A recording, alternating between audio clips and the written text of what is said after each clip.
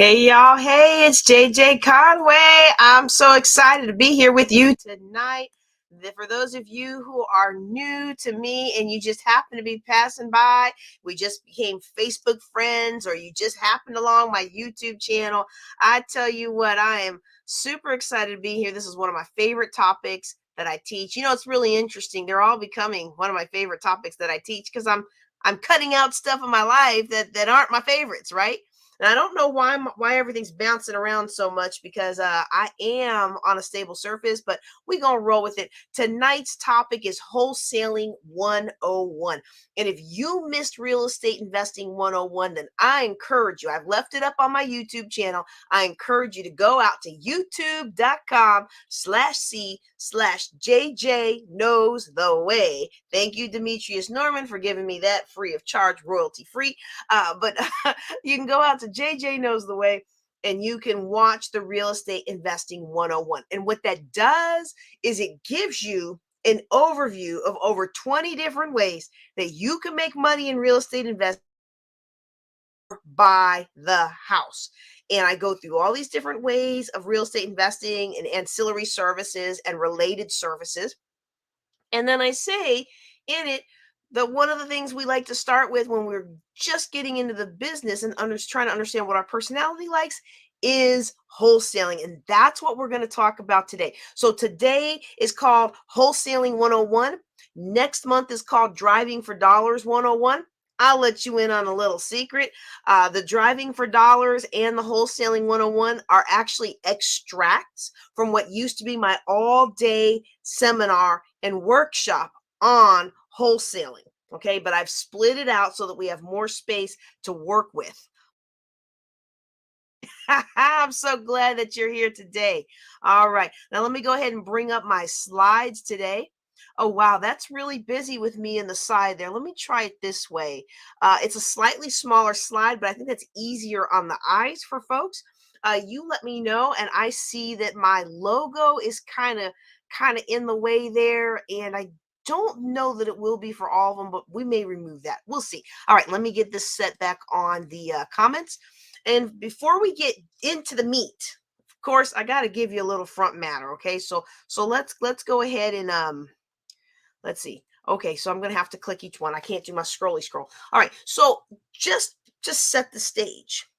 What I am giving you is basically $3,000 worth of amazing content. Okay, so this course that I'm giving you is what you would go to somebody else's real estate investment group and you would pay one to two to $3,000 for. And then when you got there, they would tell you if you want the details, the nitty gritty of how to actually execute these things, come to my $5,000 boot camp, my $10,000 boot camp. Okay, that's what I'm giving you today. And so, because I'm giving you that free of charge, here's what I'm asking you to do. I'm asking you to help me raise funds for my global youth initiative. I'm not going to browbeat it, okay? I'm just going to put it out there. I'm going to ask you all walk in integrity. I'm going to ask that if you screenshot anything, if you're getting a lot of value out of it, shoot me something to help me help these kids. You can do PayPal.me or Cash App. It's the same handle, Queen of Cash Flow. All right. Even, there's not just that I want you to help me help these kids, right? But there's a shift in our energy when we sow into somebody else's work. And I'm telling y'all, I came out of $845,000 of debt. All right. I'm the queen of I am not going to pay for anything I can get for free. But I'll tell you something, it accelerated. I began to align my energy with the energy of others who were being successful. And the way we align our energy with others that are being successful is we give of ourselves in a meaningful way. And some of you, you may not have the money to give, but you might do like I did for years. For years, I could not afford Lisa Sasevich program. But you know what I did? I became one of her affiliates. And I was able to spread the word about what she was doing. And I was profiting from being able to attend her stuff and earn while I learn, right? So maybe you're in that situation today, but supporting somebody's business isn't always about pulling money out of your pocket. Sometimes it's about spreading the word. So maybe you will spread this on your Facebook page, on your YouTube. I don't know if you can spread it on a YouTube, but you'll send a text to 2 or 3 people that need to know about real estate investing. That's a way you can put a shift in your energy.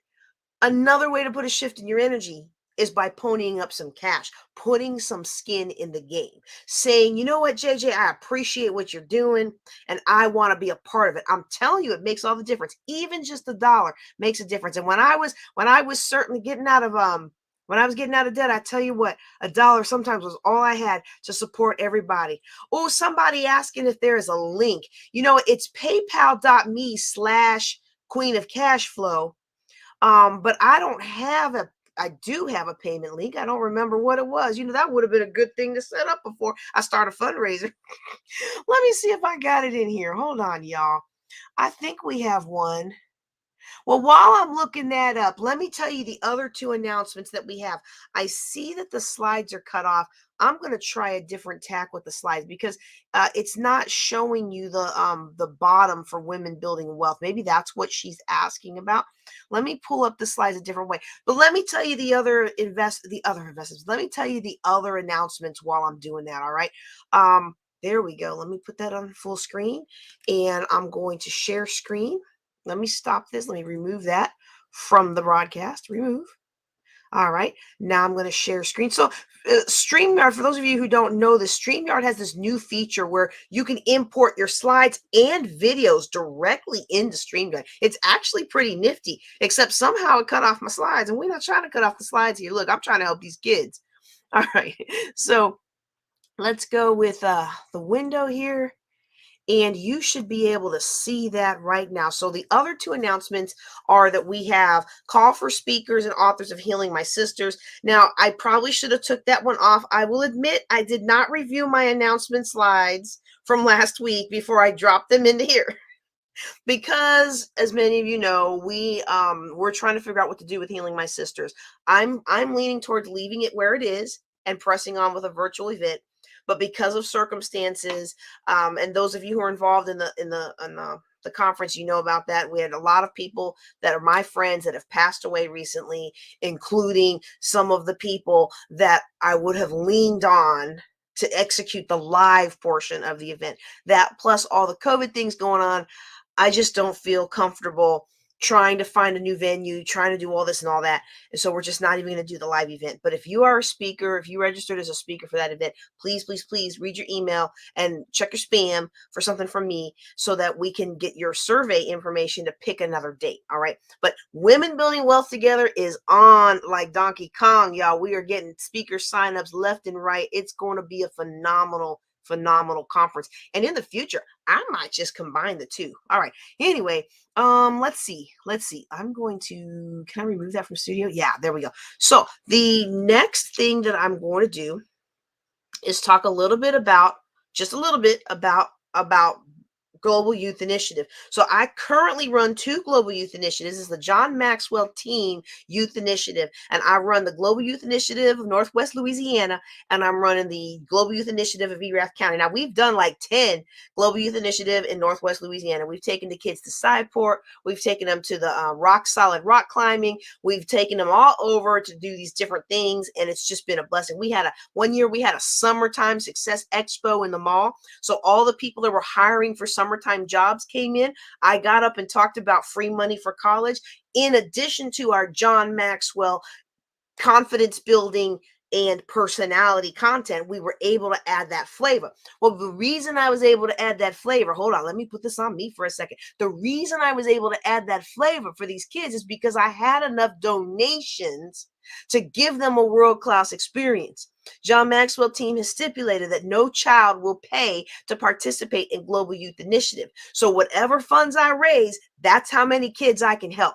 And I know you want to help the next generation. A lot of us are building legacies for the 3rd and 4th generations. And sometimes we may not have our own 3rd and 4th generations. We may not have our own kids to speak into, or maybe our kids are in a place where they can be receptive to our financial education and guidance, but we can still pour into somebody who will. And the change that I've seen in families, y'all, the change that I've seen in families through the Global Youth Initiative, make it worth the while, make it worth all those years where I was paying out of pocket because I didn't know how to get any donors to something that didn't have a 501c3 attached to it, right? And so I just really appreciate those of you who have supported. And again, you can do that. You can do that at well, I still don't have a link there either. It's paypal.me. So paypal.me/Queen of Cashflow, or you go into Cash App and do Queen of Cashflow. Okay. Um, all right. So let me go to the next slide. Now, here's another thing.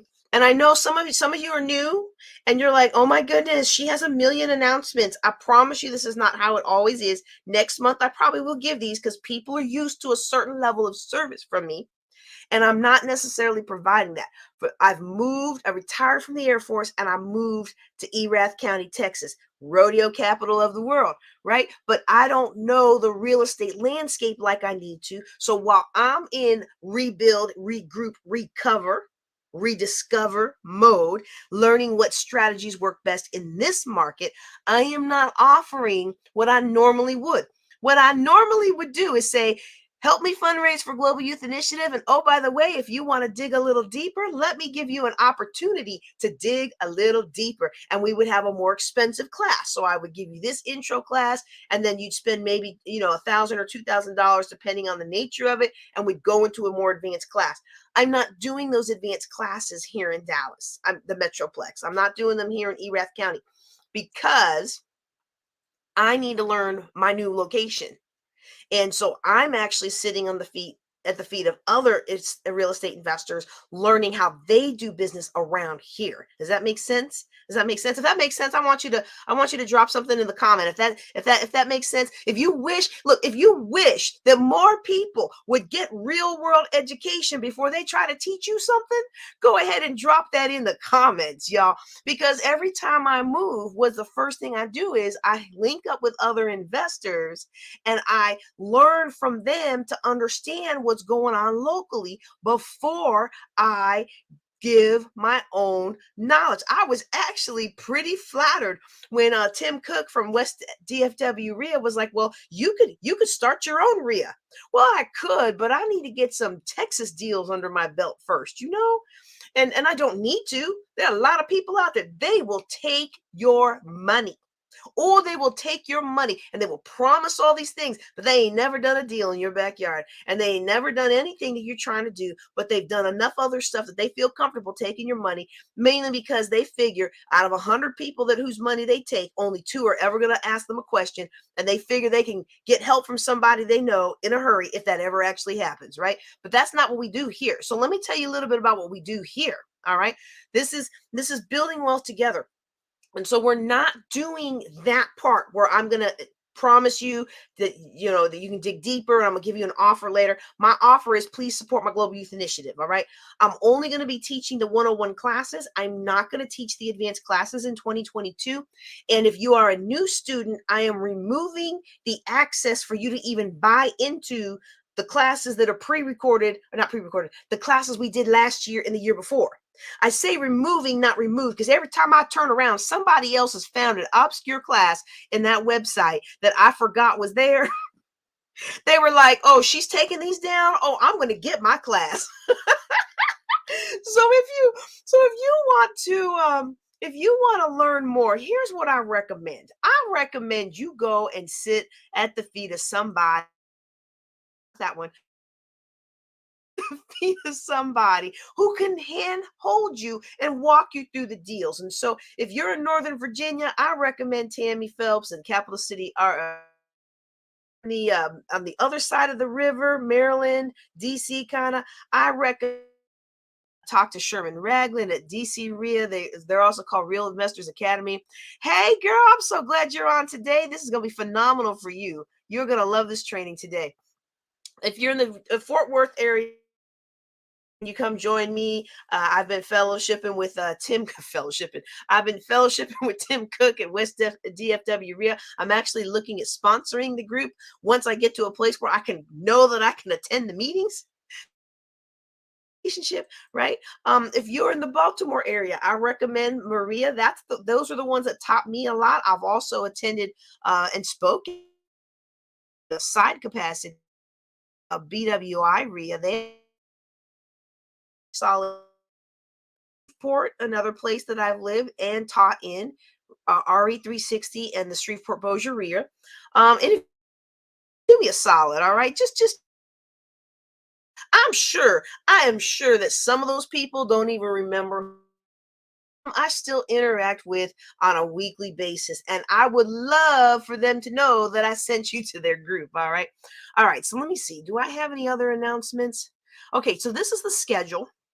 This is what we're doing. Today is Wholesaling 101 and driving for dollars 101. Now I will say driving for dollars 101 and wholesaling 101, they're really part of the same all day workshop. So what I'm giving you is an extract of my $5,000 workshop that I would have been selling you into at the end of this, but I'm not going to host it. Because when I do that, I like to be able to go around town. I like to be able to take you around town. Like I like to be able to actually take you into the courthouse and stuff and show you all those things, right? What I've done is I've split it up. And so it's really kind of the same class. So if you really like what we're talking about today, make sure you're on next month as well. All right. April, we're going to do tax sales. We're going to go into foreclosure consulting. We're going to talk about self-directed IRAs. I mean, this is like probably my favorite lineup that we've had in the last couple of years since we started doing monthly topics instead of just one big day. Y'all, this is a fantastic, fantastic lineup, and it is going to elevate your life. If you are interested in real estate, you are in the right place. Aha. All right. So who are we at Building Wealth Together? Well, if you don't already know that, let me tell you right now, we are not get rich quick. We are get rich right. And I believe that there are legit ways to get rich quickly and ethically. However, this is not an easy button. This is not a pay me $2,000 and I'm going to make you financially independent tomorrow, right? Like I believe it's not just belief, my financial planning business has shown me that most people get out of debt within 1 or 2 years following my principles. Most people who follow the principles and can be financially independent in about 7 years, depending on the aggressiveness with which they work the plan, right? Even people who are only on disability have come back to me 5 years later like, wow, we're actually financially independent, right? So I know these things work. There's a lot of different ways to build wealth. What I focus on is what, as a financial planner, works for the most amount of people that ever come into my office. Okay, so we focus on solutions, not a sales pitch. Who am I? I am awesome. I'm not perfect though, but I've been financially coaching since 1998. Some of you might laugh at when I first tried to get out of debt. Larry Burkett offered to help me out, and I could not afford the $8 for his cassette tape program. So he sent it to me with the promise that I would use it to help somebody else. And I did after I got out of debt in 98 the first time and realized I was actually good at helping people. And I served in a volunteer capacity for about 15 years. And for the last 8 years, yeah, 14. So that's 6 plus 2. Yeah, the last 8 years, I've been doing it as a business, financial planning as a business. I've been investing in real estate since buying the first house I ever lived in my whole life as a young captain in 1999. Actually, I was a lieutenant then. I hadn't put on captain yet.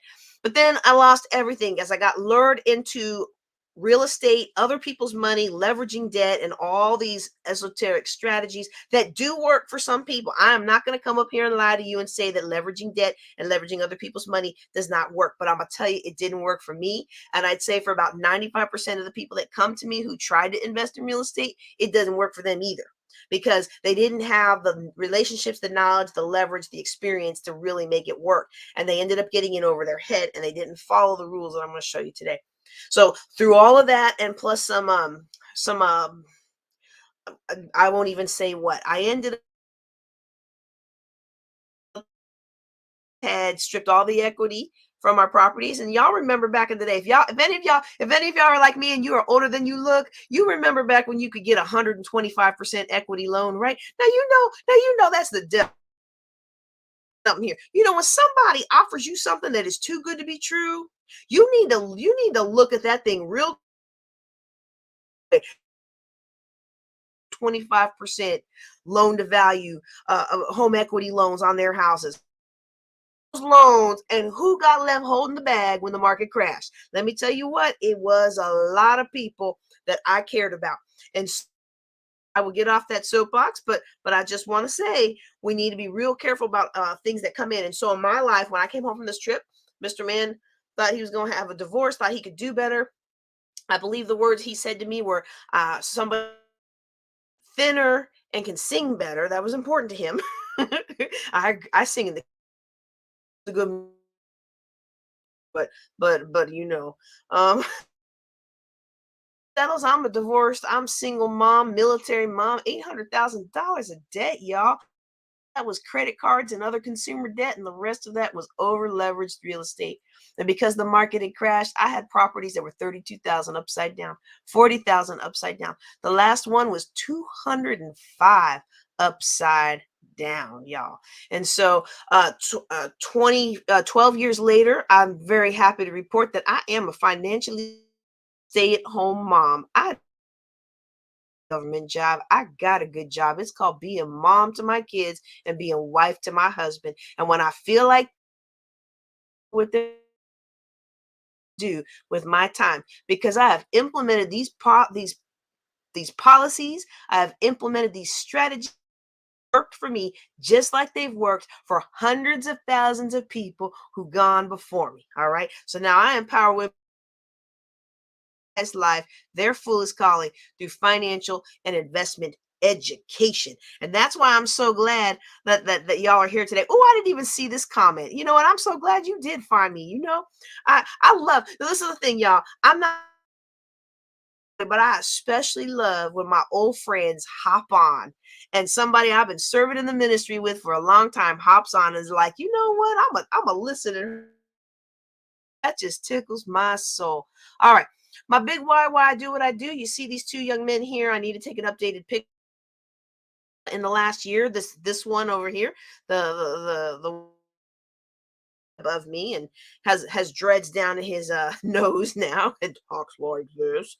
And these are my big why. Originally, when I first got out of debt, it was just me and the big sleeping on sleeping in moldy basement apartments and sometimes sleeping in parking lots and to get along and get it to survive. And job, I was in the military. I had a real good job. I was a major and then even a lieutenant colonel. Still still I had 800 some thousand dollars of debt. It doesn't matter. Old $1,000 of debt, right? And so this is my big why. I had determined he was never gonna have to sleep in somebody's moldy basement again. He was never gonna have to. Now, if he chose to, that was never gonna have to sleep on somebody's basement apartment. I'm glad you're here today. I'll tell you what, if y'all want to learn how to make money, y'all need to connect with this lady right here. All right, Miss Jillian Calloway. But that now that I've achieved what I've achieved, my big why has really ended. And I really do feel called to change communities and communities such as on the left hand side. This is my house back here. I couldn't find a better picture of it. And I don't know where I'm Baltimore, but that's my house. It's my house and it's mine. Pay my property tax, right? But it's my house. But I can't. But you look at all these boarded up areas here, and it breaks my heart. It breaks my heart to see these homes that were once the finest homes on the block, and now they're all boarded. Turn around these communities is something that's very, very important to me, and it's being able to leave a legacy on a community, a global level. All right. So why do I like real estate so much? I mean, there's a lot of ways. I mean, everybody's talking about crypto right now, right? Well, one of the reasons I like real estate is because there's a lot of different ways to profit from it, and you can find a way. Like I don't mind being an out-of-state landlord, but I don't mind being a landlord. In fact, when I go into real estate after I finish this doctoral, y'all, I'm gonna focus. I'm gonna focus. But after I finish that, I'm gonna go get another real estate license. Y'all know I was a licensed realtor for 10 years. And I do like property management. I like managing people's properties and I get paid a superior compensation for it, right? And this is needed service that a lot of people can't find. And so I like that. But everybody doesn't want to deal with tenants and toilets, right? And so there's other ways that you can make money. You can make money from the property, sure. But you can also make money in industries that are related to real estate investing, such as being a realtor or being a trade. If you're really got a good knack with things, you can you can get your license in these other areas, or by even the fun stuff, the photography, the staging. I mean, those things help sell the property, showcase the finer. Those teams provide those services are just as valuable as everybody state cycle. Okay. The last one I'm going to mention today, which is things like vending machines, ATMs, things that aren't real estate investing. But if you've got an apartment and you don't have an ATM, well, I got a class on how you can put an ATM there. No, wait. I don't teach that class. I can hook you up with somebody else's class and get you in his class on how to put the ATM there. And so you are providing a service for that apartment owner, that retail store owner, that mall owner, those tenants, residents, you're providing a service and making. So there's lots of different ways to profit in real estate. I'm not going to go through all of them here today because I already went through them last month, okay? But this is 20 plus ways to profit with real estate, and these are ones that you can actually profit more easily than the others without having to buy the property. Like, you can profit from land and flipping without buying the property, but that's a little, and you need some experience and be able to JV with people and stuff like that, right? But these ones here do without actually buying the property, okay? And some of them may be purchase strategies such as subject to, but there are ways to wholesale it, to adapt it, and to really make it your own without actually buying the property and having to deal with tenants. Okay. These ones here that I've got shaded in green, these are the ones that you can more easily profit from than the others. Have money. So if you're just getting started in real estate investing, then you want to stick to the things that you can do. Now this is, and look. I get it. I get it. Some of you are go big or go home, right? Like, you're not just gonna do the little bit and turn it over and do the little bit and turn it over. I get you. It's okay. You do you. I am not gonna be mad at you. All right. But my recommendation as a financial planner who does not want you to come back to me broke, right? My recommendation is that you start in the areas that can be done without having to go into more debt or without having to scrounge up money and borrow money from friends and stuff. All right. So let me go ahead and just pause a little bit here. We've got a question about wholesaling being profitable with the current market conditions. Depending on your market, I don't know of a market where wholesaling is not. Depending on your market, actually wholesaling is way more profitable in some markets than it ever was because of the influx of foreign buyers in some markets, and in some markets like where I'm at, you've got an influx of people from the coasts where you pay $1 million and you get a small box, and you can come out here and pay $1 million and you've got a 60-acre ranch, right? So you've got an influx in that way, and it's actually kind of hurting the local investors a little bit because, I mean, come on, if I can, now I'll still find deals for local build. But if I can make $10,000 wholesaling something to somebody in California, and I only make 3,000 wholesaling in here, well, I got very little motivation unless you're sweetening the pot with some education or something that I need. I got very little motivation to give you a $7,000 spread to lose. Let me say it that way, to lose a $7,000 spread. So the answer to that question is absolutely yes. Wholesaling is absolutely still profitable. All right. Did I already say that? I think I did. Okay. Well, I'm going to reiterate this point because I think I already said this, but it is in my slide deck again. So that must mean I need to say it twice, or maybe I didn't say it. But any financial planner is going to tell you to diversify. You're going to do some real estate. You're going to do some stock market. You're going to do some exploratory things, like digital currency and stuff like that. Different things. One of the things that I love about real estate is it's ethical, which means you can do it without getting in any trouble. You can do it without having to hide what you're doing. and it's repeatable. Excuse me for a second.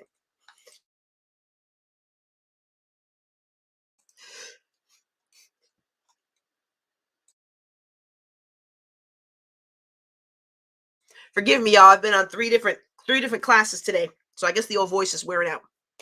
Um, it's repeatable, which means people can do it over and over. There's some ways of making money. It's your secret sauce. You got the lock on that. You're the only one that can really pull that off. As a financial planner, I can't recommend that to people because I want to recommend to people something that's universal. Okay. And so, there's a lot of other things out there, and I can tell you some stories, y'all, about these exciting and sexy things that people came up with. But I tell you, most people end up in debt than they do building wealth. Okay. That doesn't mean everybody did. I'm just saying average most. And so, as somebody, I can't give you financial advice without you being my client, but for the most part, most people I'm going to recommend and stock market. And I get some people say, "Well, I tried real estate and it burned me. Oh, it burned me. I bought this house and it cost so much in repairs and then it didn't appreciate." And I'm like, they did not follow the number one rule of real estate investing. Okay. So if you follow the number one rule of real estate, you will be successful. I guarantee it. The number one rule of real estate investing is that you make your money when you buy. And that means buy. And let me say it one more time for the people in the back. You make your money when you buy. All right. If you are acquiring a property cost of value, that property is going to make you money all day long. Whether you keep there another sounds really simple. It's a very simple rule, but of course, easy, everyone would be rich, right? But finding a property that you can acquire at the 70 to 80% cost of value and being able to estimate the amount of repairs that are needed, that's where you can make or break yourself in real estate. I don't want anybody ever coming to one of my classes and saying they went out and bought this retail property and they're just going to wait for it to appreciate. Can you make money that way? Sure. Can you build wealth that way? Sure. A property, depending on the interest rate, the property is going to double in value, every 12, 15, 20 years. That is a way to build wealth. But don't you want to be financially master? Wouldn't you like to be financially independent in 7 years instead of 20? I know I would. All right. Let me say now, if you have more time than money, if you've got no savings experience, that's when I recommend you start with bird dogging and wholesaling. And I realized I forgot to turn on my backup recording, and I'm looking at my clock like, wow, I've already talked quite a bit. So I'm getting it into meat. But these are all those methods, those 20 different methods that I talked about earlier. They're all up here on the slide. And what you'll see here is that over here on the side of people where you don't have the money, but you've got more time, you're basically going to serve the people that have more money than time. I think Sakisha, Dr. Sakisha, I think I actually learned that from Sherman. I think I made this chart after taking his class. Because what you're doing is now you're doing a transfer of wealth with a transfer of energy. Okay. And so you don't have money, but you got time to do the research. The investor that has money, but they don't have time to do the research. You have a meeting of the minds and everybody profits. Win-win. Y'all know I love the win-win-win. So I'm not going to spend a lot of time on bird dogging because tonight's class is about scouting, but I do mention it because it's kind of a starting place. Okay. And it's basically scouting. You're finding property to buy. I would be really careful about this because you could get very well taken advantage of this. And in some states, you could get you could go to, depending on how you structure it. And so I do go into a little bit more detail about bird dogging in my real estate 101 class. What wholesaling does is it kind of takes that to the next level. So you're not just finding a property, you're finding a property that an investor wants to buy in, but you are locking down the price with a contract. You are negotiating with the seller and you are getting a contract. This investor that swoops in, they know beyond a shadow of a doubt that this is all they do that work, you get paid more for it. Okay. So whereas a bird dog might get paid 1 to 3% of the deal, a wholesaler might get paid 3 to 5% of the deal. So on a $100,000 house, you bring me You bring me, JJ Conway, a house that's worth $100,000. I buy it for $100,000 and I get do the repair and then I sell it. And maybe I'll make, maybe I'll make 50 on that deal by the time it's all said and done. Like I put 25 into it. I sell it for 175. I made 50. You told me about the person who wanted to sell. They were your neighbor, right? And at the closing table, maybe I cut you a check for $1,000 because you told me about it. I called them, I followed up, we negotiated, we built a little relationship. I found out how I could offer them a win-win solution, and it resulted in a transaction that made me money, made the sellers money, gave them peace of mind, eliminated their stress, all of that, just all of that kind of thing. And so with that, now I made profit. The homeowner got what they needed. You made profit. But let's say you did the extra mile. I didn't have to call them. I didn't have to build the relationship. I didn't have to go into, figuring out how to assure them that this will help them. I didn't have to do any of that negotiation. You showed up to me with a contract and said, "Hey, for my assignment fee of $5,000, I will assign you this contract where these people have agreed to sell me this $100,000 house, and it needs $25,000 worth of work. And when you put $25,000 worth of work into it, you can sell it for 175 and make a $50,000 spread. Am I going to pay you, wholesaler, $5,000 to make 50? I'm going to do that all day long. I'm going to do that. I'm going to rinse and I'm going to repeat. And that's it's part of why I teach this class, y'all. It's part of why I teach this class, because I want people out there scouring the net for me. Now, I am looking at myself in the thing, and I got to tell y'all, I've got this new camera, and I cannot figure it out. Like every time I think I've got it to where I'm looking at you, I catch myself and I'm not looking at you. So if I look like I'm off, I promise I'm not, I'm not trying to be crazy. Okay. But if that bothers you, I know that bothers some people, just know that that's because I'm trying to still figure out this camera. I've got it to work on Zoom now. I can at least look like I'm looking at you on Zoom, and I can do it personal. But StreamYard seems to change their settings a little more, but I love the system. So we're going to work with it. All right. All right. So you're not actually closing on the property. You're not actually buying this property. You're negotiating this property. You're getting a contract for sale on this property. You are nailing down the parameters of the deal.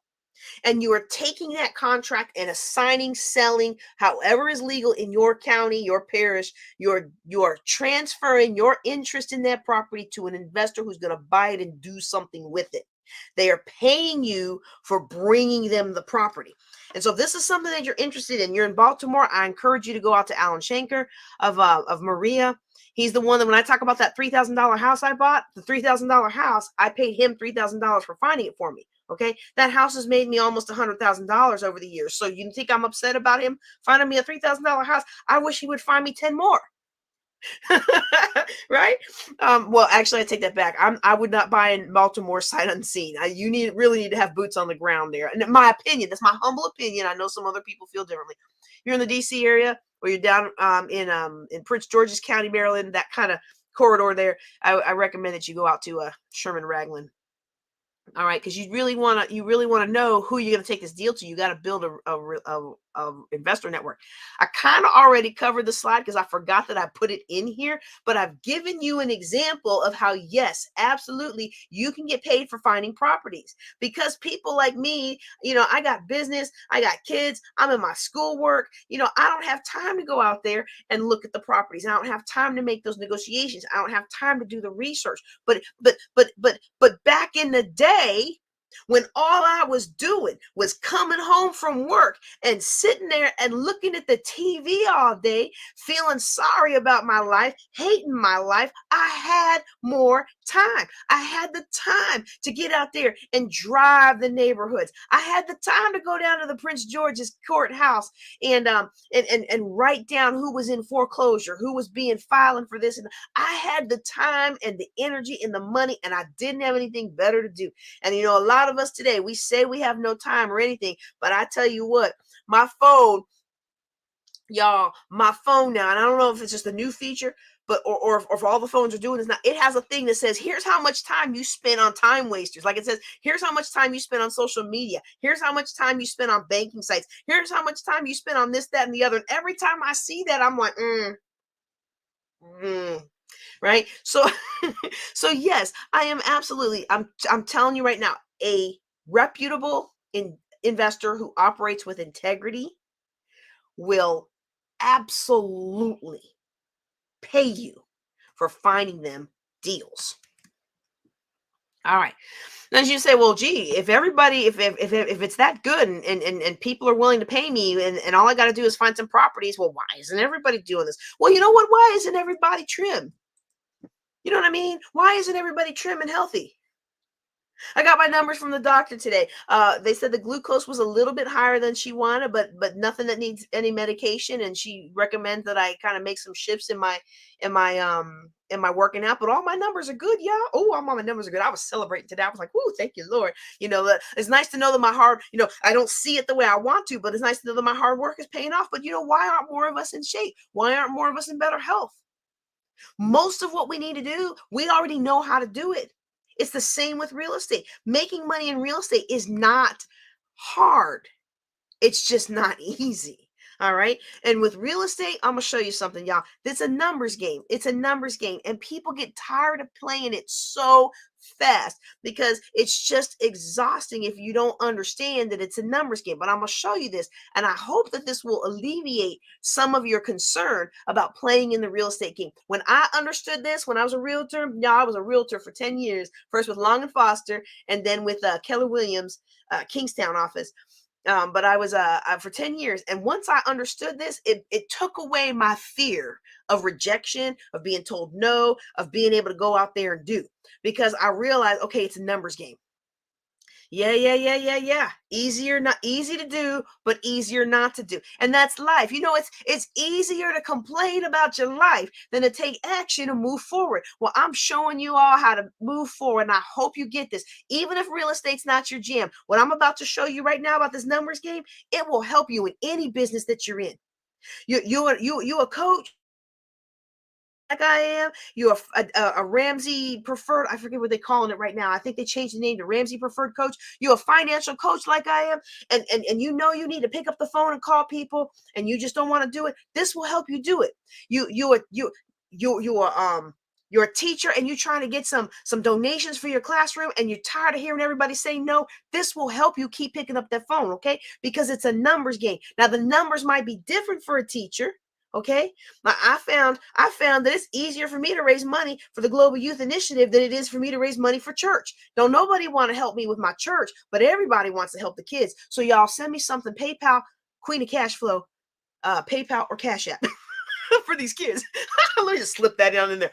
But this is serious, y'all. This is serious. Don't go away in the next 5 minutes. I want you to get this. This will help you elevate your life. Okay. So in real estate investing, generally speaking, could be a little more, could be a little less, right? Generally speaking, out of 100 offers that you put out there, out of 100 people that you say, I want to buy your house and it's worth $100,000, but I'm only going to pay 70 for it. Out of 100 of those offers, right, you're going to get back about 10 to 15 who are willing to negotiate. Most aren't even going to say no. They are just not even going to respond, y'all. Okay. Out of those 10 or 15 that come back with well, I don't want to give you 70, maybe, how about we do 95, right? And you guys go back and forth and maybe try to meet in the middle, but you're not going to meet in the middle because 70 was too high in the first place. Well, that's another story. That's for next week, y'all. But out of those who are willing to come back and play the game with you, maybe 5 to 7 will get under contract. All right. And out of those 5 to 7 that might get under the contract, you're gonna have the contract in hand. You're gonna go to your real estate investment meeting. You're gonna say, I got this amazing property. It's worth $175,000 if you fix it up. It only needs $25,000 to fix up, and the owners are willing to walk away for $100,000 because their mom got sick and she needs to get out of here. And if you could just take this property off her hand so she can go move and be with her mother, it would give her such great relief that she is happy to walk away from this property. Right? Out of every time you go and do that, even if you got great relationships, maybe 2 or 3 of those will get nibbles from an investor that trusts you and understands that your numbers are good. And out of those 2 or 3, I got 2 or 3 investors that say, yep, I want that deal. Yep, I want that deal. Yep, I want that deal. I got 3 investors I'm working with on these 3 different properties.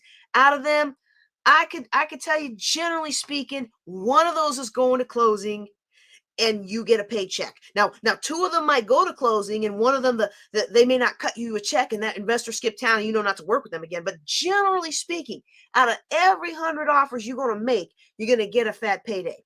$5,000, $10,000, $20,000, depending on the nature of the deal. The problem with most of us is that we get to the first cut and we say, wow, I put in 100 offers and I only got 10 responses back. This is for the birds. I'm gonna go watch me some TV. I'm gonna go surf on Facebook. I'm gonna take out my aggression on people on social media, right? This is where a lot of people stop.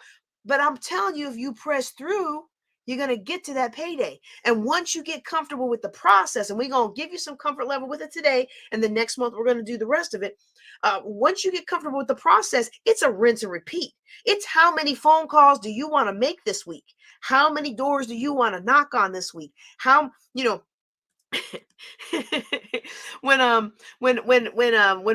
my oldest was maybe 8 or 9, I would wait for him to go fall asleep real hard, because in this, I don't know why. Looking back, this was not the smartest decision. Probably I should have waited. But at Fort Belvoir, your children are allowed to stay home by themselves at 7 years old. That's the letter they give you. Like they can't come home by themselves. They have to come home to a parent, but you can leave them to go to the store and all that. And looking back on it, I don't think my son was really mature enough at that age to be left alone, but that's what the rules were. So when he was asleep, I would go out and I would put flyers on doors, and I would hit about 100 to 200 flyers every night. And that'd be my hour walking. I go to the apartment over here, I go to the house over here, the housing neighborhood over here, townhomes over here. I would get my walk on, and I would put the flyers out. And I'm telling you, every hour of walking translated to a couple $100. Now, when you're in 800 and something $1,000 of debt, that's a lot of money for something your body needed anyway. And I would talk to who is now my husband now. He wasn't my husband then, but I would talk to him on the phone. So it was a win-win. It was a quadruple win, right? Okay. So what I want you to understand is the reason a lot of people give up with real estate is they get attached to a property. And when the first one doesn't come back, they say, forget it. I'm not going to do this. All right. So I don't want you to do that today. I want you to press on through. Okay. Now, something I want you to watch out for. Oh, I'm looking at the time. Something I want you to watch out for is late night TV likes to tell you this strategy is no money down, but there is an investment. You got an investment of your time, of your money, the gas, the fact that you are away from your children. Right? So whatever you're going to do, if you're going to go wholesaling, you're going to go driving for dollars, you're going to be presenting deals, you're going to be negotiating, you got to value yourself and understand where your boundaries are, so that you don't get taken advantage of. That will also help you assure that deals get closed. All right. So here's some things that we're going to talk about as far as some tips of wholesaling. I actually have. Nope. Oh, I got the slides out of order. That's okay. I have a thing that's going to kind of put these in 7 steps. So I'm going to skip these slides because they're actually covered in the 7 steps. But this is this is the one that I meant to show you. Is we don't want to we want to go into it with an idea of what's going on. We get on these things and they say, oh, so-and-so made $100,000 on their first deal with no experience. Well, they may not have had experience as a real estate investor, but they might have had experience as an appraiser, or they might be a general contractor, and they may never invested in property for themselves, but they've helped build enough houses. They had a good eye for it. They knew what the numbers were. And so, yeah, they made $100,000. They could spot a good deal a mile away. Well, some of us are brand new. We may not necessarily spot a good deal for a mile away. So don't be swayed by all these late night TV things that kind of make you feel bad about yourself if things didn't work out the way they are. All right. All right, so here go my 7 steps. And we're going to talk about the first 2 today. I'm going to summarize the others, and then we're going to talk more in detail about them next month. Okay, so these are my 7 steps, and we're going to first start off with finding your buyer's list. Now, in reality, we are doing these at the same time. We're doing number one and number two at the same time. We are finding our properties and we are building a buyer's list. We're building a buyer's list so that we have investors to wholesale properties to once we finally get one under contract. And we're finding properties so that when we get an investor who's hungry, we got something to pass to him or her. Okay. So it's kind of one of those cycles. It's a chicken and egg, just doing both at the same time. But in process and to explain it to you, we're going to start off with finding our buyer's list. Okay. And again, what I'm giving you guys today is an excerpt of a larger class. I acknowledge that there is so much more. I mean, we spend all day on this, okay? There's so much more I could show you about this, and there's so many slides in this deck. This deck is like 200 slides big that I'm not even showing you today because that's for the workshop. I promise you, if you're interested in this, stay connected to me. And once I feel confident about this neighborhood that I'm in now, and I'm ready to start teaching that level of depth again, I will begin to host these classes again. All right. So we want to build our buyers list. And when building our buyers list, we want to understand that there's two types of buyers. Okay. So you got the retail buyers. That's a family that's going to buy a house and they're going to live there. Or that's somebody who's going to, may not be a family, maybe a single, but it's an individual that's buying that house for their own consumption, for their own use, for their own safe haven. The other type of buyer is wholesale. This is like another investor that's going to fix it up. So it's just like a product in a store, right? Just like products at a store. So the person who made me this cup cost me $25. Okay. This cup cost them wholesale from a supplier. This cup cost them $10. The guy who engraved it, it probably only cost him $2 worth I'm making these numbers up, but it's just an illustrative point.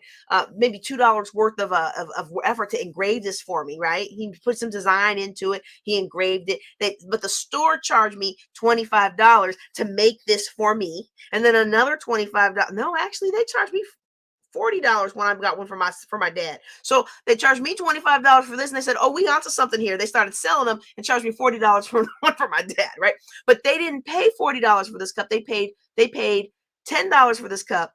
They fixed up the cup and made it something I want to buy, and then they sold it to me as an end buyer. I was the retail buyer of this cup. They were a wholesale buyer from whoever made the cup in the first place. It's the same with properties. So you are finding this investor who is a wholesale buyer of the property. They're buying it at a wholesale price. They're putting their spin on it, their decor, their touch. They're fixing it up. They're stripping out the old 70s wiring and putting in nice new wiring that's going to actually turn on when you flip the switch, right? Like they're doing whatever they're doing to put their mark on it, and then they are selling it to a retail buyer who's going to think about her dad every time she sips out of this cup. All right. So so that's the same. It's the same with properties. Okay. And that's why this technique is called wholesaling. You are finding properties that you can sell at a discount price to somebody who's going to put their spin on it. So the reason we're wholesaling is because that's where you can make the money fastest. See, retail buyers, they want the pretty homes, and you can find some pretty home deals, but those are usually pretty rare because I mean, come on, if I could sell my property for 175 with just a little bit of paint and taking down all my clutter from behind me, well, I probably would rather than sell it to you for 100,000. Why is somebody going to sell it for 100,000? Well, they're going to sell it for 100,000 because the roof needs to be replaced, and that's $5,000. The counters are from the 60s, and that's another $5,000. The floor is shag carpeting, and that's another $5,000, right? And they just don't want to go through all that. They just want to be rid of this, right? Or whatever, for whatever reason, right? We don't judge the reason. So that's why I believe that when we get started in real estate investing, it's really helpful to go after the wholesale crowd. Okay. So we're going to build our buyers list. There's two ways we find buyers. We can prospect. That means we go out and find those folks that are buying properties, or we can do marketing, which is how we get them to call us. All right. So I am not going to talk about all of these methods today, but I wanted to gray them out just so you could see them. So here are some ways that you can prospect, okay? So remember, prospecting is I'm going out looking for people who are buying. Okay. So I can go to a real estate investor meeting. We're going to talk about that in a second because that's the number one way, especially if you're new, right? I can call the bandit signs, all those little signs at the corner that say, pay cash for your house. The yellow billboards, we buy houses, Og buys ugly houses, right? Like you can call those and find out what their parameters are, what they're looking for, and then you can look for that property and get it. You can call active rehab. Somebody's rehabbing a house. Well, guess who's likely rehabbing a house? Most of the time, it's going to be an investor. So, guess what? Maybe that investor would like you to help find for him or her more houses like that. Okay. You can do the rent ads system. I mean, the rent ads where you age the ads, you get the ads and if what's for sale, what's for rent, and you kind of age it a little bit and then call them back and maybe they're a tired landlord. And then I have other ways of tracking investors, and I'll just be honest with you, I'm not giving that out on a free call for everybody because I don't know who's going to watch it and I don't know who's going to do it and take my name in vain, right? But whatever you're doing to build your buyers list before you give somebody the time, attention, and energy of taking a deal off of your hands, you want to make sure that they got proof of funds and possibly have a deposit, okay, to reimburse you. We're going to talk about those deposits and stuff next time. I probably shouldn't even have said that because I don't want to overwhelm anybody. But for any real estate investor, your secret weapon is actually other investors, more experienced investors, especially if you're wholesaling. And the best place to find other investors is going to be real estate investment associations. They go by the acronym RIA. Sometimes they might be called REIG, real estate investment groups. Okay, you might see that sometimes. These are an excellent way to learn about investing from local people who are doing real investing right in your backyard. And a lot of the good groups are going to have deal making, bring your deal. Oh, I used to get my feelings hurt, y'all, when I would bring my deal and it just wasn't good enough. It just wasn't good. But over time and being able to have more experienced investors tear apart my deal, well, that's how I began to learn. All right. These association meetings, these are also where you build your team of professionals. You go into the yellow pages or whatever we use now to find things, right? And you call the first plumber on the list. They may not offer you a investor discount and they may not offer you investor strategies. Okay. Now I want to say this carefully because I do not believe in being a slumlord. I do not believe in cheating people. I want to make sure that the people who rent the properties that I have, that they are as well taken care of as I can. Now there are some things I won't do that I don't do in my own property. Like we have granite countertops now, but I remember when I was trying to get one house for Section 8, and the lady's like, you need to take out these cabinets. You need to put in granite countertops. You need to put in hardwood flooring. You need to do all this stuff to get a good Section 8 tenant. And I was like, I am not doing for a Section 8 tenant what I haven't done in my own house. So I guess I don't qualify for this program. Oh, she looked at me evil, but you know what? I got me a W-2 employee in that house today. She's happy with that house. Okay. So this who are willing to work with investors. And not everybody is, especially in the real estate, especially as a realtor. Like one of the things they actually taught me as a realtor is to stay away from investors because they're always lowballing the offers and they're going to send a lot of offers. You saw the stats. They're going to send a lot of offers and only going to get a couple of bites. Well, I already became a realtor because I wanted to invest in real estate. So they weren't going to sway me on that, right? But you have to understand that not everybody's willing to work with investors and they'll give you a retail price when what you need are wholesale prices and wholesale strategies, okay? So being in a real estate group, it'll help you get to know who the investors are, who really are in the game and who's just playing church, right? Because there's a lot of people in these meetings. They go to meetings, they buy classes, they buy education, and they never actually get a deal done. And you gotta watch out for that. I had one guy in my very first meeting, and the way that most of these meetings are structured is you go in, you learn something, and if you want to learn more, there's sales in the back of the room. You take the speakers got a boot camp, they got a webinar, they got a class, they got a whatever, an intensive, a conference with other speakers, whatever it is that they have. And I had one guy, and he had bought over $8,000, y'all. $80,000 80,000 of real estate investment education. And he had never done one deal. And you know what he said to me? He said, "But I'm going to buy the thing from the guy today, and I think this is what I'm going to need to push me over the hump." And actually, that class was really good. Years later, when I could afford it, I actually bought it. It was very good, by Larry Goins. It was a very good class about how to get started. But the thing is we don't want to fall into that trap. What I'm showing you today, you can actually take what I'm showing you today, and you can go out and find properties, and you can go to one of these real estate investment meetings, and you can present those properties to investors, and you can go and make money based off what I'm telling you today. Even just this little bit that we're sharing together for these couple of minutes.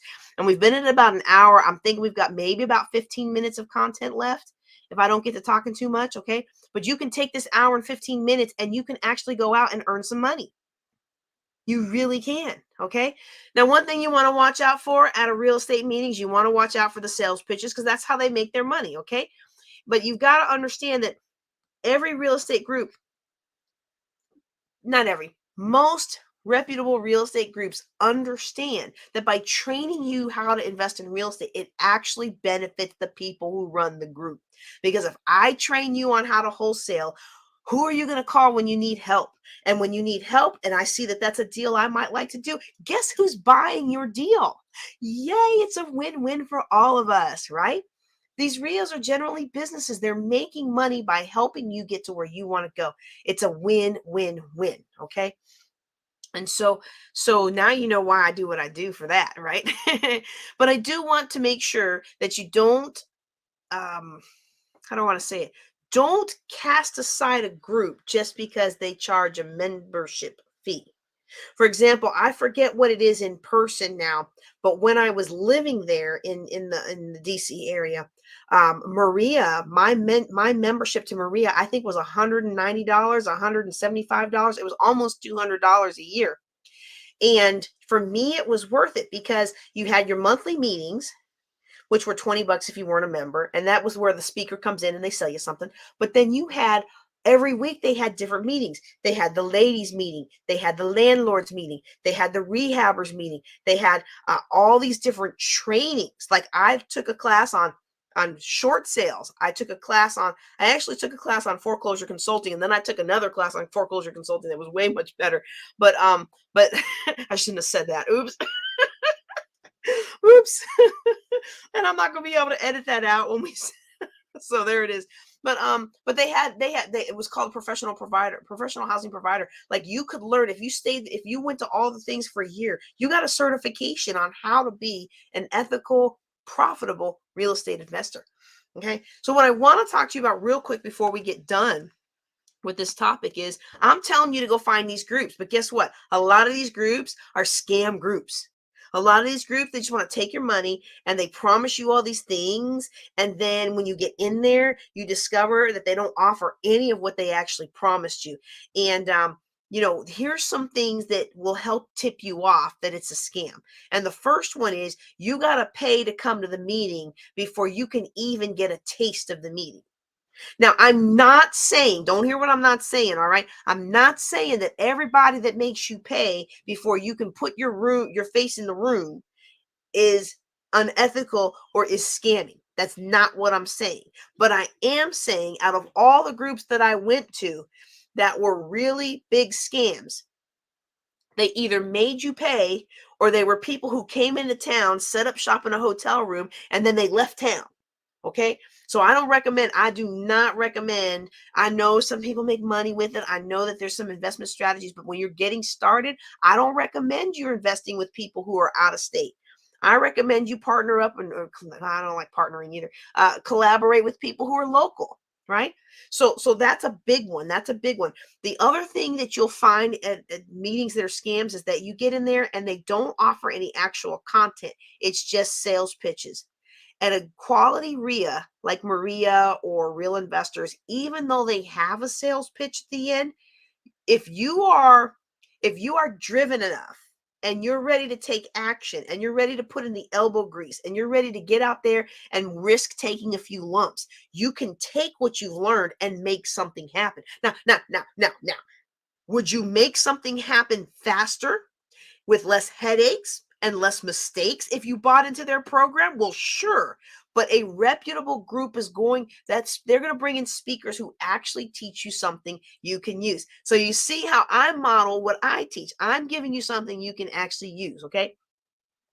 Another big red flag is that when you get in there, nobody's asking any real questions. And I saw that the other day. I was testing something out, and it wasn't a real estate group. It was something else. But it was like every person that had a question was actually somebody who was already in that business. They had already signed up to be a part of that business, and they were just offering their wonderful praise about the business. I'm like, well, okay, but you aren't answering any of our real questions, and in order to get answers to the real questions, it was buy into the group and come to our next meeting for people who already bought into the group. And then the last one is that feedback isn't addressed. So I bought into a group one time. I actually thought it was somebody else. I moved back to Northern Virginia. I went to this group. I saw the lady. I confused her with the lady who I used to go and go to their group when I lived in DC the first time in Northern Virginia. I got them confused. Just one meeting, went ahead and bought into, because I already thought I knew who they were. And it was one big scam machine. Like, I've unsubscribed like 20 million times. I reported them 20 million times, and I still get emails from them. I finally had to set up a filter, right? So you really want to pay attention. But I don't want you to say, "Oh, well, they're making me pay, so I'm not gonna do it at all." Okay, because a reputable group is gonna have expenses. They got to bring people in. They might do snacks. They got to pay for a lot of them. They're going to rent the facility. They're going to pay for the lights. Like, a reputable group is still going to have expenses. Okay, so you definitely want to connect with a group. That's part of how you start finding investors who are going to take these properties off your hands. So you start building your buyers list. You find out what they want. You know what? That's what that slide was. Hold on, let me go back to it. That's what I want. You got to find out. You got to find out what kinds of properties they like. I got to redesign this. We'll redesign it for next year, hopefully. You got to find out. You build your investor list. You get to know who's actually in the game, who is real and who isn't. And then you find out what kind of properties they like, and what kind of zip codes they like, what kind of price points they like, what kind of things will they or won't they do. I went on a bus tour one time with a particular real estate group, and they were like, if it has this kind of circuit and that kind of circuit and this kind of heater and that kind of thing, I don't want it. Somebody else is like, oh, well, I'm an electrician. I'll rip that out and put in a new one. No, I'll do it all day long. Send me those deals. So you get to know your investors and what they are looking for. And now, once you know what the investors are, what they're looking for, you can match investors with properties that meet their portfolio. It's important to note here that sometimes there's no rhyme or reason to what somebody wants. Like, one investor might just say, well, I like this zip code, and I like that zip code, and I want this type of house. I want a 3-bedroom, 2-bath house in a bread and butter neighborhood, middle class, borderline working class neighborhood. And I just want, that's what I want. So if you talk to Jeffrey Taylor, Mr. Landlord, he's like, I'll take any kind of deal where the numbers work, right? There's a wide swath. I know wholesalers used to bring me a lot of properties, and I'm like, look, I'm not buying anything unless it's a training center, unless it's a retail. And I'm expecting retail in the next year or two. Oh, I'm expecting retail to be on sale, y'all. So I'm not even buying them now, because I'm waiting. I'm stocking up and waiting, right? So everybody has what they like, and everybody has what's different. Hey, I'm glad you're on today. Thank you for being here today. All right, I hope you're getting a lot out of this. Okay, so we want to find the investors, and we also want to find the properties. And even though I'm labeling them step 1 and step 2, again, you're going to do them in concert. Okay, you're going to be doing them both at the same time. Guess what? It's the same thing about finding properties. It's prospect and marketing. Now, I did not put in the slides for finding the investors the marketing, but you can. Let me scroll down here. You can see that it's the same kinds of things in the properties. So that's why I didn't cover it in earlier. Now, if we were doing the whole day class, yes, I've got scripts, I've got what you put on the signs, I got all that stuff, and it's all hidden slides today, right? Because we don't have time for all of that today. But just to keep the conversation, the same things that apply for finding investors apply for finding the properties. Okay. And so with prospecting methods, let me make sure you guys can see the slide. Okay, good, good. With prospecting methods, one way to prospect is to go into the realtor.com, or what they call the MLS, the multiple listing service, right? It's a great place for newbies to start, because guess what? Everybody that's put a property in there is trying to sell that property. Now, they may not be trying to sell it at the price that makes you the money. Okay, they may not be trying to sell that property at 70% of the value to price, right? But everybody who's in there generally is trying to sell a property. So that's like the first hurdle you've already met. Like, you're not just going around the neighborhood seeing something boarded up and trying to convince the owner, who's out of town landlord, hey, let me go ahead and take this off your hands. Like, these people already want the property off their hands, right? So that's why MLS, being going through a realtor, is a really great place for new people to start. Another way to find candidate properties, and we're going to spend much more time on this next time, is driving for dollars. That's why it's Driving for Dollars 101. When I split it out, I was like, I need a name. Oh, we're going to talk a lot about driving for dollars, so that's what we're going to call it, right? You know, it's the same as before. Bandit signs, you call the bandit signs. Whereas when we were looking for investors, we were calling the bandit signs to see what kinds of properties they want and whether we could help them find them, right? Now we're calling the bandit signs to see if they've got properties they can't unload, properties they've renovated and can't rent, can't sell, properties that they were gonna renovate, but life happened. How many of y'all remember? This is one of my earliest YouTube videos. How many of y'all remember when I renovated that house in Baltimore, that the last property that I renovated, I was pregnant with the cubby. Now, when we bought the property in Baltimore, the original intent was to close in May, so that my husband, who teaches and had the summer off, he always spent the summers with me. So the intent was he would fly, I would close on it in April or May, he would fly out in May after school was over, and we were going to spend the whole summer rehabbing. Now, Mr. Man is very handy, and he can fix things, and he's detail oriented, and he's calm. Like, he's the opposite of me.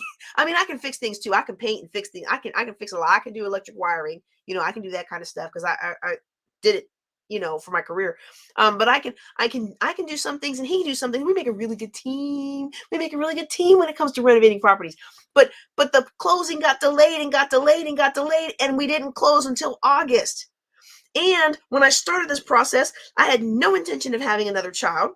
Didn't think I could have another child. Didn't think, but come August, when we close, April, May, June, July, August, I'm 5 months pregnant.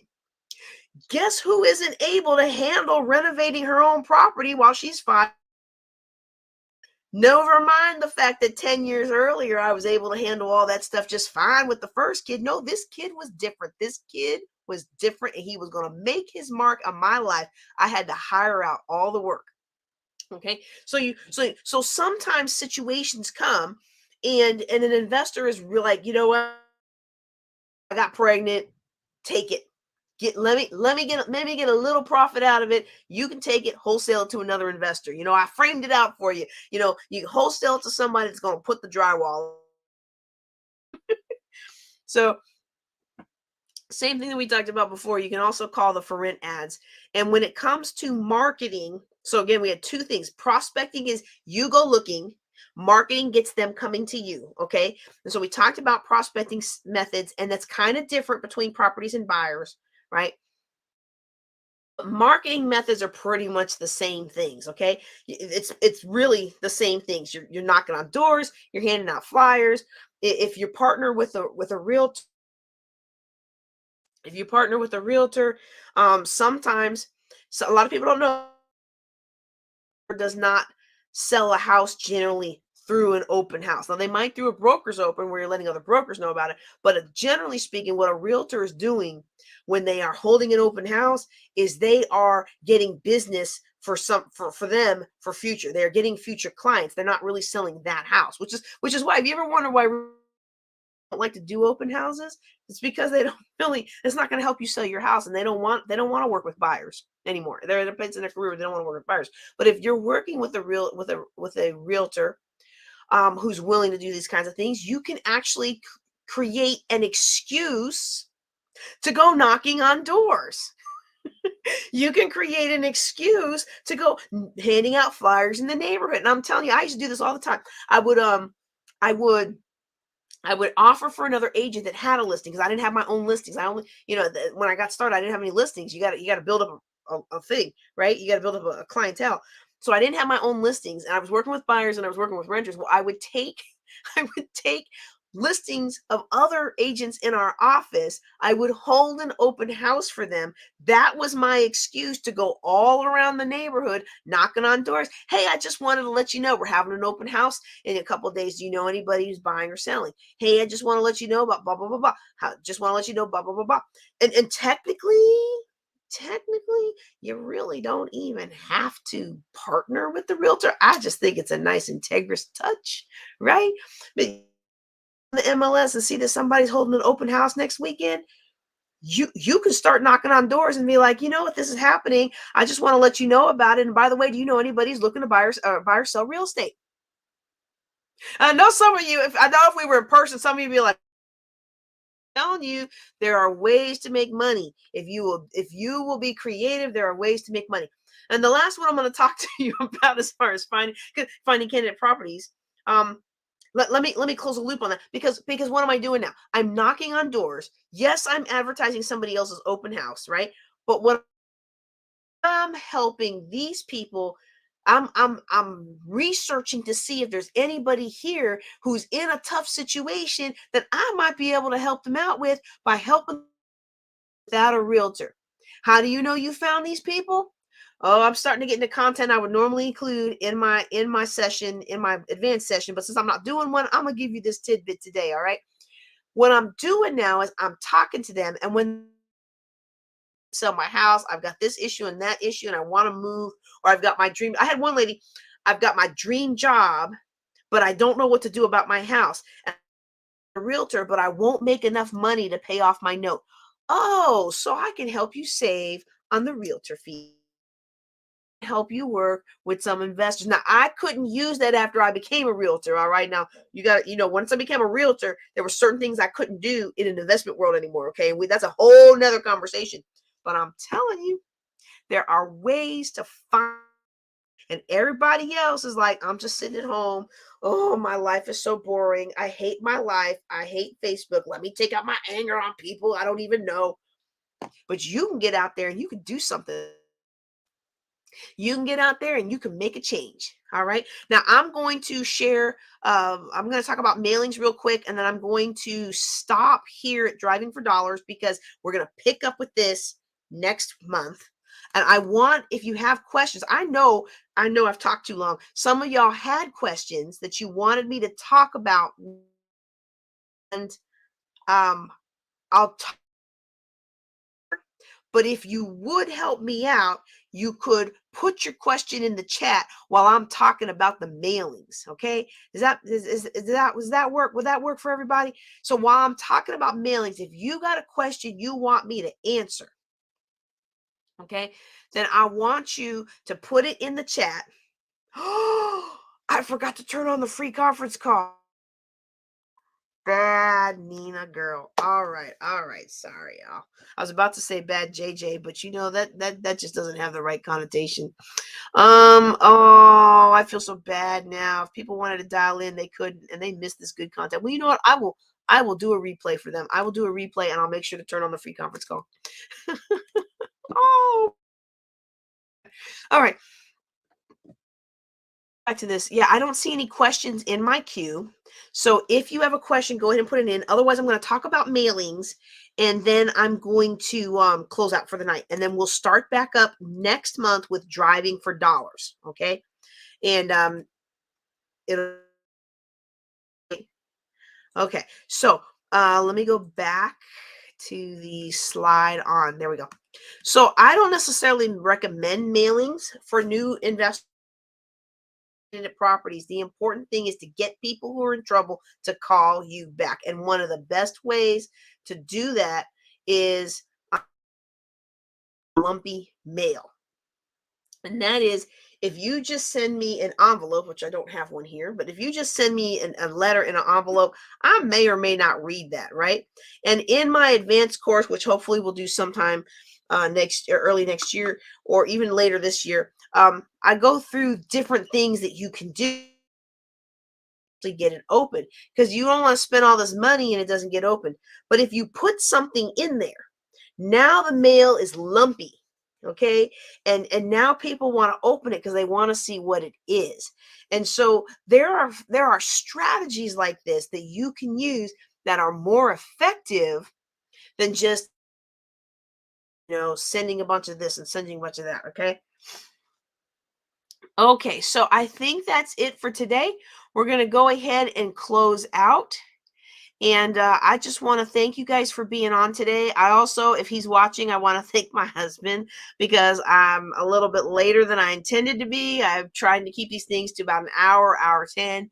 But I appreciate you all being here.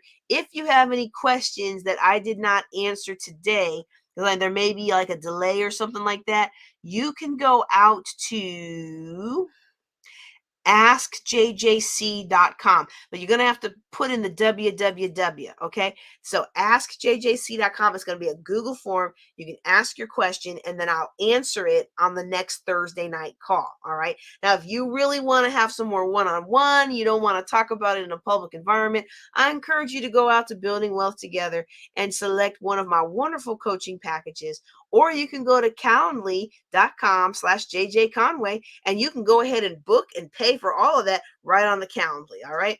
Okay. That's all I've got for you guys today. I'm going to go ahead and close it out. Y'all have a good night. Y'all take care and be blessed.